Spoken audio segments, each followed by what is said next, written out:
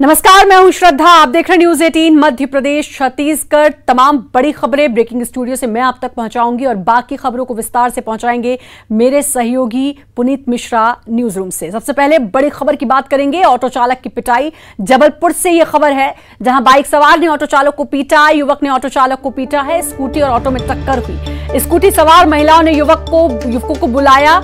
युवकों ने ऑटो चालक को बेरहमी से पीटा। आधारताल थाना इलाके की यह पूरी घटना जबलपुर से इस वक्त की बड़ी खबर, जहां ऑटो चालक को पीटा है। आपको बता दें, स्कूटी और ऑटो चालक में पिटाई हुई। उसके बाद युवती ने कुछ युवकों को बुलाया और फिर उन्होंने बेरहमी से ऑटो चालक को पीटा है। फिलहाल ऑटो चालक घायल है और ये पूरा मामला आधारताल थाना इलाके का है। तो ऑटो चालक की पिटाई तस्वीर भी आप देख सकते हैं। दरअसल हुआ यूं कि इस युवती की स्कूटी की टक्कर ऑटो से हुई और उसके बाद इसने कुछ युवकों को बुलवाया। आप तस्वीरें भी देख सकते हैं किस तरीके से बेरहमी से, सरेआम ये गुंडागर्दी ही कही जाएगी कि सरेआम इन लड़कों ने इस ऑटो चालक की पिटाई की। तस्वीरें आप देख सकते हैं, युवती की स्कूटी से टक्कर हुई थी ऑटो की। पवन हमारे साथ, हमारे संवाददाता जुड़ चुके हैं। पवन, क्या कुछ हुआ था, क्या पूरा मामला था, जरा बताएंगे। जी श्रद्धा, ये घटना कल सुबह की बताई जा रही है, जिसमें यह ऑटो चालक आधारताल से शोभापुर यानी रांची की तरफ जा रहा था। तभी शोभापुर रेलवे फाटक के पास में इसकी जो ऑटो है उससे एक युवती की स्कूटी से टक्कर हो गई। इसके बाद युवती ने अपने परिवार के सदस्यों को बुलाया, जिसमें ये लड़के बाइक और कार से वहां पर पहुंचे और ऑटो चालक के साथ में बेदम पिटाई की। और बताया ये भी जा रहा है कि जो ऑटो पलटा हुआ है, उस ऑटो के पलटने के कारण जो ऑटो ड्राइवर है वो भी घायल था, लेकिन उसके बाद भी इन्होंने उस पर रहम करने की बजाय उसे इस हद तक पीटा वो वहां पर बेहोश भी हो गया। और उसके बाद में उसको लगातार पीटते रहे और कुछ देर बाद, करीब 20 मिनट बाद, जब उनका जी भर गया तब उसे बाइक में लेटा करके और उसको अपने साथ में ले गए। इसका वहां मौजूद कुछ लोगों ने वीडियो बना लिया इस पूरी घटना का। कहाँ लेकर गए, क्या इस बारे में कुछ पता चला? बाइक पर या स्कूटी पर लाद कर कहाँ ले जा रहे हैं? श्रद्धा, ये जानकारी अभी तक पूरी नहीं मिल पाई है, क्योंकि ना तो ऑटो चालक कुछ बताने की स्थिति में कहाँ ले गए थे और ना ही वो आरोपी पकड़े गए हैं। लेकिन ये आशंका जताई जा रही है कि वो उसे कहीं ऐसी जगह लेकर गए जाने की कोशिश कर रहे थे जहां पर उसके साथ में और मारपीट कर सकते थे। और ये घटना का वीडियो वायरल होने के बाद पुलिस ने हालांकि तत्काल मामला दर्ज कर लिया, आरोपियों की तलाश शुरू कर दी। लेकिन कहीं ना कहीं फिर वही सवाल खड़ा हो रहा है कि आखिर जबलपुर शहर में लॉ एंड ऑर्डर है कि नहीं, पुलिस है कि नहीं, कानून है या नहीं है। जिस तरह से बीच रोड पर दिन दहाड़े इस तरह से मारपीट कर रहे हैं। और अगर ऑटो की टक्कर भी हुई थी तो फिर पुलिस में रिपोर्ट दर्ज करानी चाहिए थी। इस तरीके से खुलेआम गुंडागर्दी जो लॉ एंड ऑर्डर पर एक बार फिर सवाल खड़े करती है। शुक्रिया आपका पवन, तमाम जानकारी देने के लिए।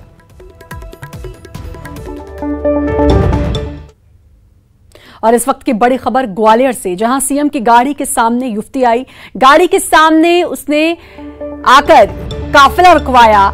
मां को कैंसर है युवती की, इसलिए युवती परेशान थी। अब सीएम शिवराज ने युवती को आश्वासन दिया, युवती से उसका मोबाइल नंबर भी लिया।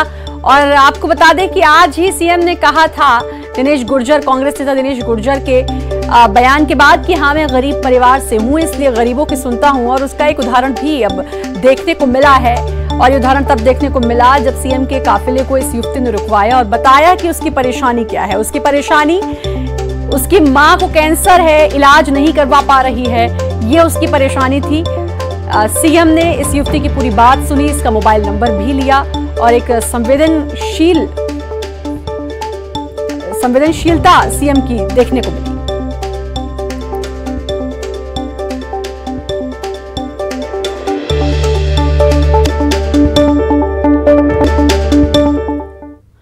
और अब बाकी खबरों के लिए रुख करेंगे न्यूज रूम का। पुनीत वहां पर मौजूद हैं। Puneet, over to you. शुक्रिया श्रद्धा, और चलिए आगे बढ़ते हैं और बात करते हैं कर्ज की, जहां मध्य प्रदेश सरकार एक हफ्ते में दूसरी बार कर्ज लेने वाली है।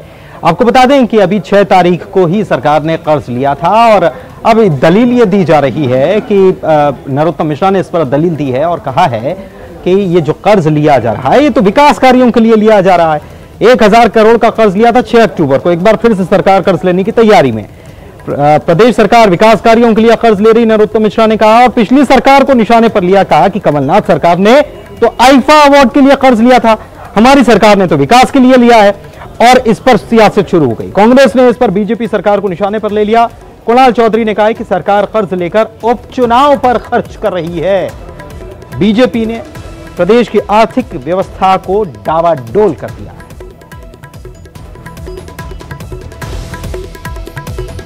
की बातें, कर्जा तो उनने भी हमसे ज्यादा लिया और उनकी सरकारें भी हमसे ज्यादा ले रही हैं, पर ये कर्जा बहुजन हिताय बहुजन सुखाय है। वो कर्जा सलमान और जैकलीन के निमित्त था। मध्य प्रदेश सरकार लगातार मध्य प्रदेश के अंदर कर्ज लो, लूट के नाम एक योजना चलाने का काम करो। उस जनता की गाड़ी कमाई के नाम पे कर्ज लो, विधायक खरीदने का काम करो, लोकतांत्रिक मूल्यों को खरीदने का काम करो, बड़े बड़े भ्रष्टाचार करके उपचुनाव में कैसे चुनाव को प्रभावित करने का काम करें। इस बार जो सरकार बनाई है, इसमें पिछले 6 महीने में लगभग 9,000 करोड़ का कर्ज लिया। उसके बावजूद भी गरीब की पेंशन ये टाइम पे नहीं दे पा रहे, 4-4 महीने से पेंशन नहीं दिए। बेटियों की शादी के 51,000 रोक रखे हैं। जो गाय के लिए, गौशाला के लिए पैसे हमने करे थे, उससे 20 रुपए से 1 रुपए 60 पैसे कर दिया। राम वन पथ कवन के पैसे कम कर दिए। विकास के काम ठप्पट करके सिर्फ लूट सको तो लूट योजना चलाई जा रही है। मध्य प्रदेश की जनता की गाड़ी कमाई को लूट के अपने घरों को भरने का काम पूरी प्रदेश भारतीय जनता पार्टी की सरकार कर रही है। इसके खिलाफ सख्त कार्रवाई होना चाहिए और कहीं ना कहीं इन लोगों के ऊपर रोक लगाने के लिए जनता है सब। और चलिए एक विवादित बयान की बात कर लेते हैं। कांग्रेस के नेता दिनेश गुर्जर जो हैं, जिनका जिक्र श्रद्धा भी कर रही थी, उन्होंने विवादित बयान दिया है। विवादित बयान शिवराज सिंह चौहान पर अशोकनगर में एक चुनावी सभा के दौरान दे दिया गया और कहा कि पूर्व सीएम कमलनाथ देश के दूसरे नंबर के उद्योगपति हैं और शिवराज की तरह गरीब परिवार के नहीं। गुर्जर ने कहा कि कभी शिवराज के पास बमुश्किल 5 एकड़ जमीन हुआ करती थी, लेकिन आज वो हजारों एकड़ जमीन के मालिक हो गए, जो उन्होंने किसानों का खून पीकर जमा की। गृह मंत्री नरोत्तम मिश्रा ने दिनेश गुर्जर के बयान पर पलटवार किया। उन्होंने कहा है कि जो गरीबी में पैदा हुआ है वो गरीबों का दर्द जानता है। किसान कांग्रेस के नेता के बयान पर बीजेपी प्रदेश अध्यक्ष वीडी शर्मा ने भी प्रतिक्रिया दी। उद्योगपति है शिवराज सिंह, कमलनाथ जी हिंदुस्तान के दूसरे नंबर के उद्योगपति हैं।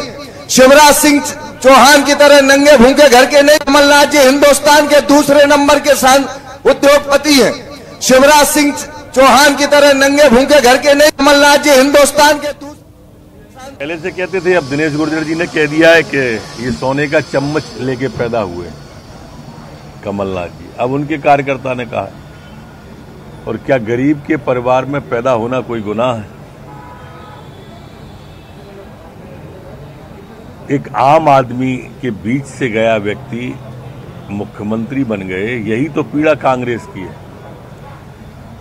तो पूरी ताकत जो कारपोरेट कल्चर के लोग हैं इसी पे लगा देते हैं। जनता की पीड़ा वही समझ सकता है जो जनता के बीच से गया हो, जिसने गरीबी देखी हो। इस सोने का चम्मच पैदा लेके होने वाले लोग क्या जाने। कांग्रेस के एक नेता दिनेश गुर्जर जी ने कहा है कि कमलनाथ जी तो इस प्रदेश के नहीं देश के बड़े उद्योगपति हैं और शिवराज सिंह चौहान तो भूखे नंगे हैं। दिनेश जी, आपने ठीक कहा कि शिवराज जी एक गरीब घर के, एक किसान के बेटे,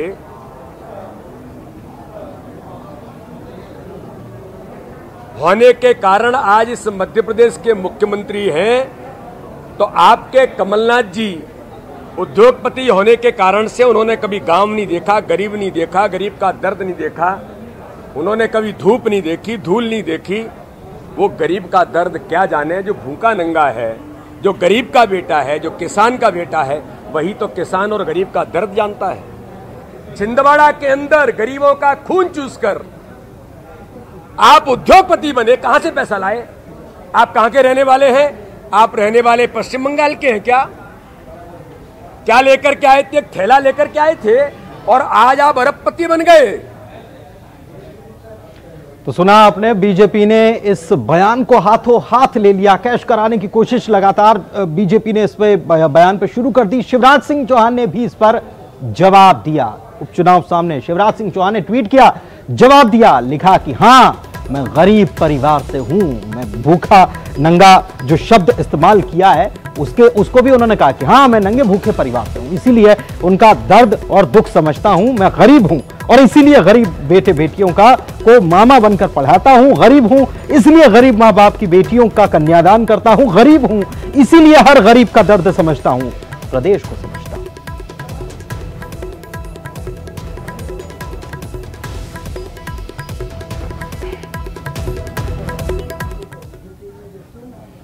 और चलिए आगे बढ़ते हैं और बात करते हैं प्रधानमंत्री के द्वारा अनावृत किए गए एक सिक्के की। राजमाता विजयाराजे सिंधिया की जन्म शताब्दी के मौके पर इस सिक्के का अनावरण प्रधानमंत्री की तरफ से किया गया। इस मौके पर उन्होंने कार्यक्रम को संबोधित करते हुए कहा है कि एकता यात्रा के समय राजमाता ने मेरा परिचय गुजरात के युवा नरेंद्र मोदी के तौर पर कराया था। इतने सालों के बाद आज उनका वही नरेंद्र देश का प्रधान सेवक बनकर उनकी अनेक स्मृतियों के साथ आपके सामने है।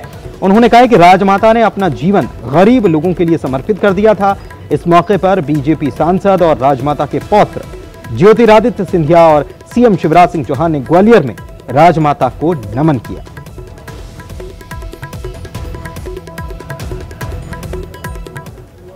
राजमाता जी कहती भी थी, मैं एक पुत्र की नहीं, मैं तो सहस्त्रों पुत्रों की मां हूं। उनके प्रेम में आकंठ डूबी रहती हूं। हम सब उनके पुत्र पुत्रियां ही हैं, उनका परिवार ही है और इसलिए ये मेरा बहुत बड़ा सौभाग्य है कि मुझे राजमाता विजयाराजे सिंधिया जी की स्मृति में 100 रुपये के विशेष स्मारक सिक्के का विमोचन करने का अवसर मिला है। हालांकि मैं खुद को आज बंधा हुआ महसूस कर रहा हूं, बहुत बंधा हुआ महसूस कर रहा हूं, क्योंकि मैं जानता हूं कि अगर कोरोना महामारी नहीं होती तो आज इस कार्यक्रम का स्वरूप कितना बड़ा, कितना भव्य होता। लेकिन ये बात मैं जरूर मानता हूं, जितना मेरा राजमाता साहब के साथ संपर्क रहा है, कार्यक्रम भव्य तो नहीं कर पा रहे हैं, लेकिन ये कार्यक्रम दिव्य जरूर है, उसमें दिव्यता है। साथियों, पिछली शताब्दी में भारत को दिशा देने वाले कुछ एक व्यक्तित्वों में राजमाता विजयाराजे सिंधिया भी शामिल थी। सचमुच में 101 साल पहले जन्म तो लिया उन्होंने राजघराने में, लेकिन जनता की सेवा का पर्याय बन गई वो, भारत माता की सेवा का पर्याय बन गई वो अन्याय के खिलाफ संघर्ष का प्रतीक बन गई। राजमाता जी केवल एक परिवार की नहीं थी, एक परिवार से निकल के वो करोड़ों करोड़ जनता के दिलों में उतर गई और लाखों लाख कार्यकर्ताओं के हृदय में समा गई। मुझे अच्छी तरह याद है 1973 में भयानक बाढ़ आई थी नर्मदा जी में, मेरा गांव भी डूब गया। सरकार नहीं पहुंची, सरकार के मंत्री नहीं पहुंचे, मुख्यमंत्री नहीं पहुंचे, लेकिन जनता के लिए राहत सामग्री लेके, कंबल, अनाज, बर्तन, कपड़े लेके सबसे पहले पहुंची तो राजमाता जी पहुंची। दीन और दुखियों और दरिद्रों की सेवा के लिए उन्होंने सारा जीवन समर्पित कर दिया। और आज मुझे कहते हुए गर्व है कि भारतीय जनता पार्टी का ये जो विशाल वृक्ष आज खड़ा हुआ है, श्रद्धेय अटल जी, उद्धव ठाकरे जी, हमारे बाकी महापुरुष, उनके साथ मिलके श्रद्धेय राजमाता जी का उल्लेखनीय योगदान रहा है, अतुलनीय योगदान रहा है। उन्होंने तो इस विचारधारा के लिए, पार्टी के लिए और प्रदेश की जनता के लिए अपना खजाना खोल दिया था। वो स्नेहमयी मां थी, वो ममतामयी मां थी, वो दयामयी मां थी, वो वात्सल्यमयी मां थी। आज ऐसी मां को हम सब दोनों हाथ जोड़ के प्रणाम करते हैं, नमस्कार करते हैं। मेरी आजी अम्मा राजमाता साहब ने अपना जीवन में जरूर भारतीय जनता पार्टी को सिंचित किया है, पर उससे ज़्यादा महत्वपूर्ण मैं मानता हूं कि वे एक परिमूर्ति हैं जनसेवा की, क्षेत्र और जनता के प्रति एक समर्पित भाव से कार्य करने की एक बेहतरीन उदाहरण हम सब लोगों के लिए, और हम सब इस अंचल में उनसे प्रेरणा लेते हैं। मेरे लिए तो एक अलग भावना है, क्योंकि परिवार की एक मुखिया के रूप में भी उन्होंने जो इस पूरे क्षेत्र में, इस अंचल में अपना योगदान दिया। और इधर विजया राजे सिंधिया की जयंती के मौके पर इंदौर में उनकी प्रतिमा पर माल्यार्पण करने के लिए बीजेपी के महासचिव कैलाश विजयवर्गीय पहुंचे थे और इस दौरान उन्होंने यहां प्रतिक्रिया दी। कमलनाथ को निशाने पर उन्होंने लिया और कहा कि कमलनाथ जी नारियल लेकर चले या नारियल का पेड़ लेकर चले, उन पर भरोसा कोई नहीं करता। शिवराज के राज में प्रदेश का विकास हो रहा था, लेकिन कमलनाथ जी के राज में उनके मंत्रियों का विकास हुआ। लेके चले या नारियल का पेड़ लेके चले, लोग उनके ऊपर क्या विश्वास करें, क्योंकि उनको देखा है 15 महीने मुख्यमंत्री के रूप में, और शिवराज जी को भी 15 साल देखा है लोगों ने भारतीय जनता पार्टी की सरकार का नेतृत्व करते हुए। तो प्रदेश का विकास देखा और प्रदेश का विकास रुकते हुए देखा है। शिवराज जी के राज में प्रदेश का विकास हो रहा था, कमलनाथ जी के राज में विकास रुक गया था प्रदेश का, पर विकास कमलनाथ जी का हो रहा था, कांग्रेस के कार्यकर्ता को हो रहा था, कांग्रेस के मंत्रियों का हो रहा था, ट्रांसफर उद्योग चल रहा था, उन लोगों का विकास हो रहा था, किंतु प्रदेश का बात इंदौर की सांवेर विधानसभा सीट की कर लेते हैं, जहां पर उपचुनाव होने जा रहा है और यहां पर दरअसल एक वीडियो वायरल हो रहा है। वीडियो में आकाश विजयवर्गीय बताए जा रहे हैं, जो महिलाओं को, बच्चियों को पैसा बांटते हुए नजर आ रहे हैं। ये वीडियो काफी वायरल हो रहा है। आकाश विजयवर्गीय बच्चियों और महिलाओं को पैसे बांटते नजर आ रहे हैं। जब इस पैसे बांटने के वीडियो के बारे में आकाश विजयवर्गीय से सवाल किया गया तो उन्होंने कहा कि मेरी जानकारी में नहीं, जहां तक मुझे ध्यान है मैंने पैसे बांटे ही नहीं, एक बार मुझे चेक करना पड़ेगा। उनको याद भी नहीं है और वो कह रहे हैं कि मुझे चेक भी एक बार करना पड़ेगा, देखना पड़ेगा कि ऐसा कर तो नहीं दिया मैंने। वहीं कांग्रेस इस वीडियो को लेकर हमलावर नजर आ रही है। कांग्रेस के प्रदेश प्रवक्ता अनुरोध जैन कह रहे हैं कि बीजेपी विधायक आकाश विजयवर्गीय अपने पिता कैलाश विजयवर्गीय की चुनाव में पैसा बांटने की परंपरा को ही आगे बढ़ा रहे हैं।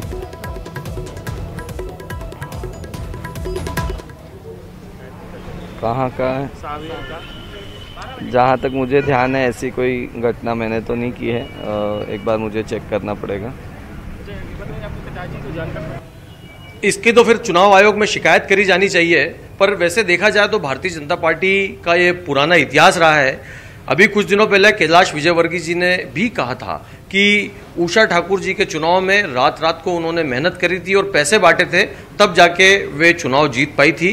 तो इसमें कुछ नया नहीं है। आकाश जी भी, कैलाश जी ने जो एक प्रथा चलाई है।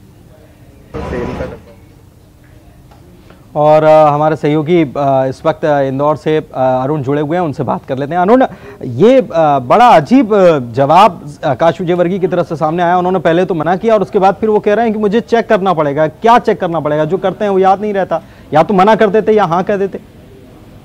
बिल्कुल, देखिए जिस तरह से उनका वीडियो वायरल हुआ है और उसके बाद हालांकि वो बैकफुट में नजर आ रहे हैं, यही कारण है कि वो उस बात से मुकर रहे हैं कि उन्होंने कोई नोट बांटे। इसलिए उन्होंने कहा कि मुझे ध्यान नहीं है कि मैंने ऐसा कुछ की, इस तरह की कोई घटना की है। हालांकि उन्होंने ये जरूर कहा कि मैं चेक करा लेता हूँ, लेकिन साफ तौर पर एक वीडियो दिखाई दे रहा है जिसमें वो पैसे बांटते हुए नजर आ रहे हैं। सांवेर उपचुनाव में वो प्रचार के लिए गए थे और इसकी शिकायत भी कांग्रेस ने चुनाव आयोग को कर दी है और वीडियो भी वहां पर भेज दिया है। तो ऐसे में अब ये बीजेपी के लिए थोड़ी मुश्किलें बढ़ा सकता है वीडियो जिसमें पैसे बांटते हुए नजर आ रहे हैं। हालांकि इससे पहले कैलाश विजयवर्गीय भी खुद कह चुके हैं कि जब वो महू में उषा ठाकुर चुनाव लड़ रही थी तब वो रात में इस तरह पैसे बांटने जाते थे। तो ये नई चीज नहीं है, इससे पहले कैलाश विजयवर्गीय ने बात की थी। लेकिन अब जिस तरह सांवेर में इस नोट बांटने का वीडियो सामने आया है, उससे जरूर बीजेपी थोड़ी मुश्किल में दिखाई दे रही है।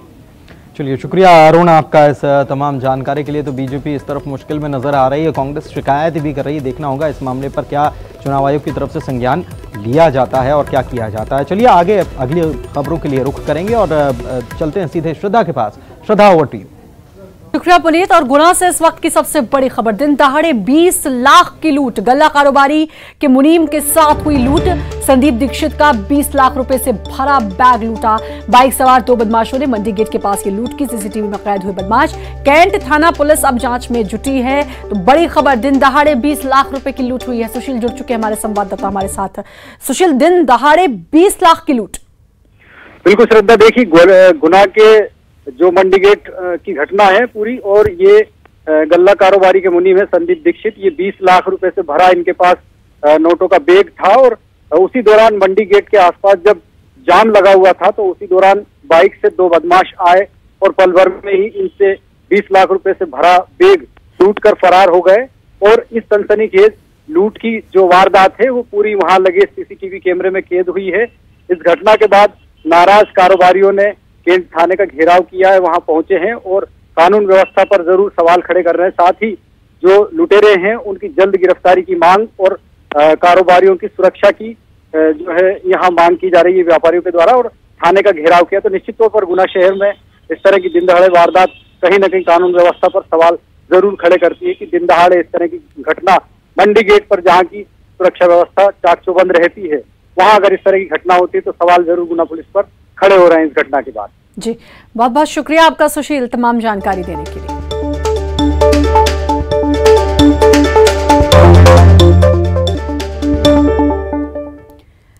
सीएम शिवराज सिंह चौहान ने गुना के बमौरी में चुनावी सभा को संबोधित करते हुए कांग्रेस पर जमकर हमला बोला। सीएम के निशाने पर कमलनाथ और दिग्विजय रहे। उन्होंने कहा कि कांग्रेस की सरकार ने बेफिजूल पैसे की बर्बादी की। वहीं शिवराज ने कहा, हम गरीबों का दुख समझते हैं, इसलिए उनके हित में काम करते हैं।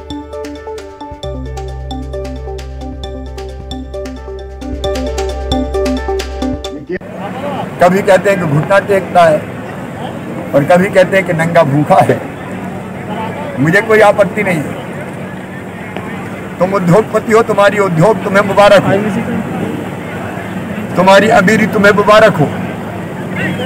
मैं नंगा भूखा भला हूं ताकि नंगो भूखों की सेवा करता रहूं, अपनी गरीब जनता की सेवा करता रहूं, अपने किसानों की सेवा करता रहूं, अपने बच्चों की भविष्य की बेहतरी के लिए काम करता रहूं, माताओं बहनों को सशक्तिकरण के लिए काम करता रहूं। और तुम उद्योगपति हो, तुमने तो सारी योजना ही बंद कर दी थी। संबल जैसी योजना बंद कर दी, कर्जा माफ किया कि किसान को ठग लिया, छल लिया, उसके साथ उसको धोखा दिया, उसके साथ गद्दारी की।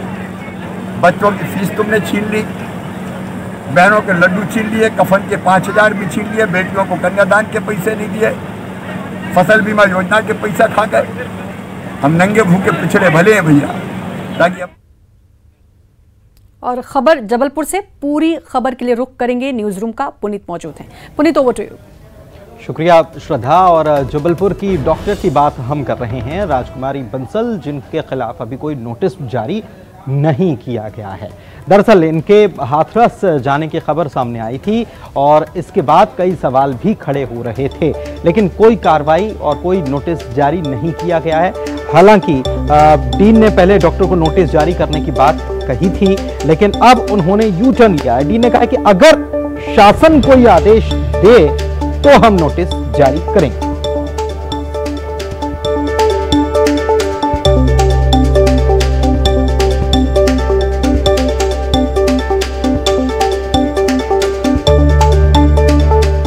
प्रेस के माध्यम से जब जानकारी मुझे प्राप्त हुई थी और कोई लिखित शिकायत प्राप्त होती है तो नियमानुसार उन पर शो का नोटिस और अन्य कार्रवाई की जाएगी।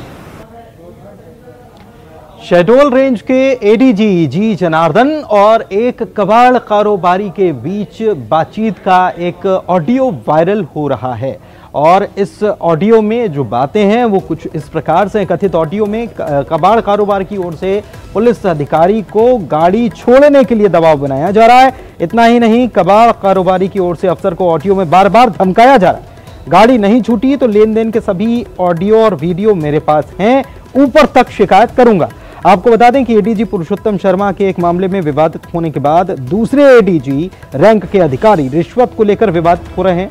ऑडियो के वायरल होने से ये तो साफ है कि या तो कबाड़ी झूठ बोल रहा है या सच झूठ बोल रहा होता तो एक अदना सा इंस्पेक्टर भी जेल में डाल देता। एडीजी यानी कि अतिरिक्त पुलिस महानिदेशक स्तर का अधिकारी एक तरह से उसकी गालियां सुन ले, ये बात समझ से परे नजर आ रही है। हालांकि बड़ा सवाल यह है कि एमपी में आखिर रिश्वत के मामले में इतने बड़े अधिकारी कैसे विवादित हो रहे हैं।